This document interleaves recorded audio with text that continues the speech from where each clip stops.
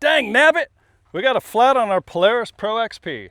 First, I'm going to show you how to fix that using the AGM Electric Jack Pro and a 1/2-inch impact. And then I'll show you everything you need to know to lift your XP with this jack. Let's get into it. All right, first thing we want to do is start in here with our 2 points of contact so the jack is stable.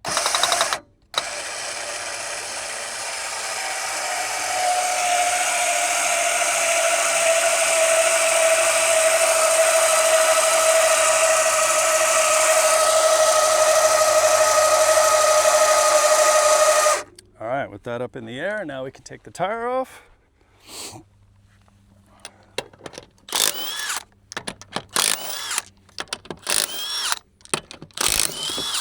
Two quick points on that. We're obviously using an impact. If you don't have one, just before you're going to lift the vehicle, go ahead and break the lug nuts loose with whatever wrench you're using.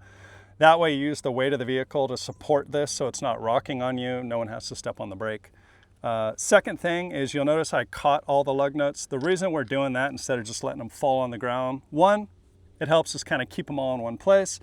And two, it keeps dirt out of the threads. That's important because when we go back on, we don't want any dirt or debris in here because it could gall and damage the studs, creating more work for you. Now, if you drop one, not the end of the world, no big deal. Just pick that thing up, knock it out, blow it out, and make sure the threads are free of debris, and then we'll go ahead and put these in a safe spot and get this changed.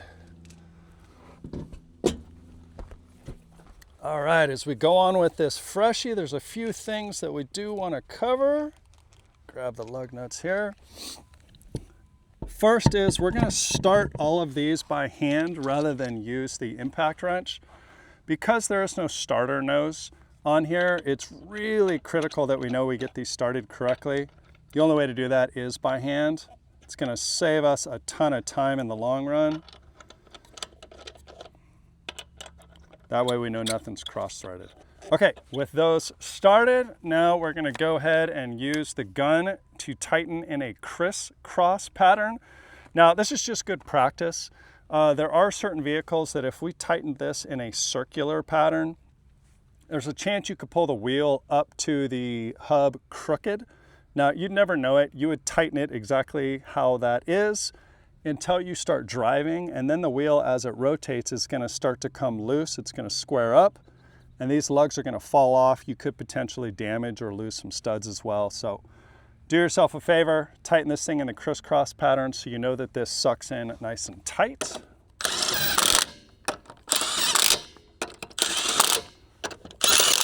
Now, you'll notice when I did that, I just didn't run these things home like crazy. I pulled them all in tight.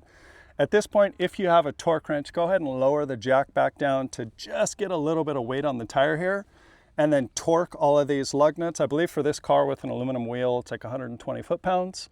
If you don't have a torque wrench like us, we're gonna go ahead and go around one more time with the impact, and then we'll take care of the torquing when we get back to the shop later.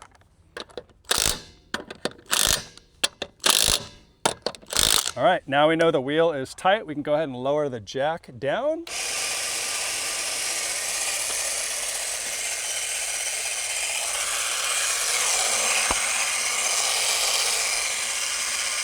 And get back on the trail. We're gonna start in the rear, but first we need a jack. Pull ours out of the quick clamps. Get a hook. Now, the primary lift point on the rear of this Pro XP is the trailing arm.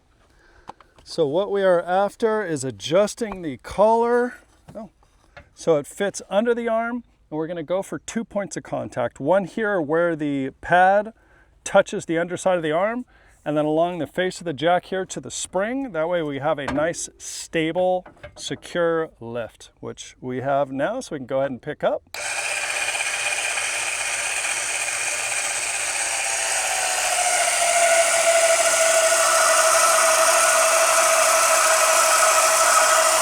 There we go. Tire is in the air and ready for your repair. Now, if you're not able to lift from the trailing arm, there is an alternate lift point here at the rear of the car on the lower radius rod.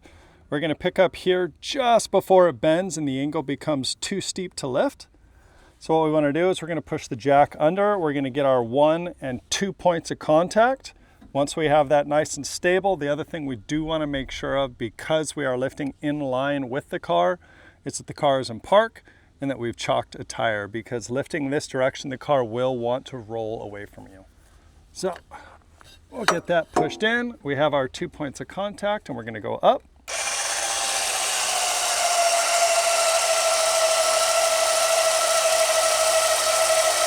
There we go. Tire is in the air and ready for repair. If you're not able to lift at the trailing arm or the rear radius rod, there's actually a third lifting location, and that's here along the side of the car at this chassis tube. What you're going to need to access that is the combo hook. And the really great part about the combo hook is not only can it do all the other lifts we just showed, but if we take off these fittings and put on the pin attachment, we're going to be able to go in and access that alternate lift point here along the side of the car.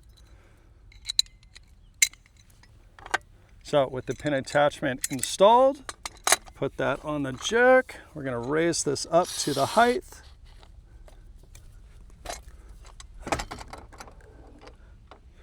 There we go.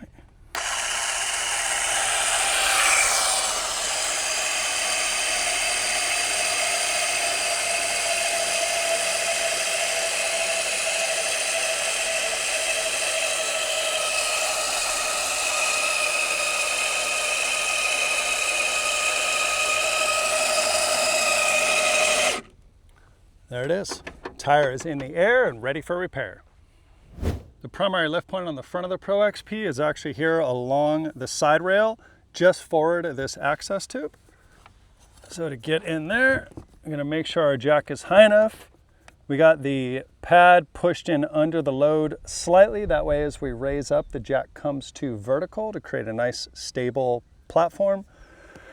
And we're going to get our second point of contact here a little bit further up the jack. So with our 2 points of contact and everything set, I can lift.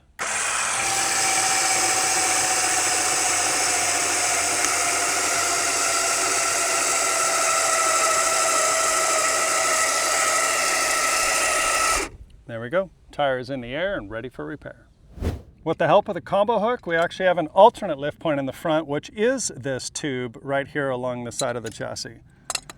So to access that, we'll put the combo hook in place, adjust our collar. We're going to push this all the way in, make sure it's nice and secure, and lift.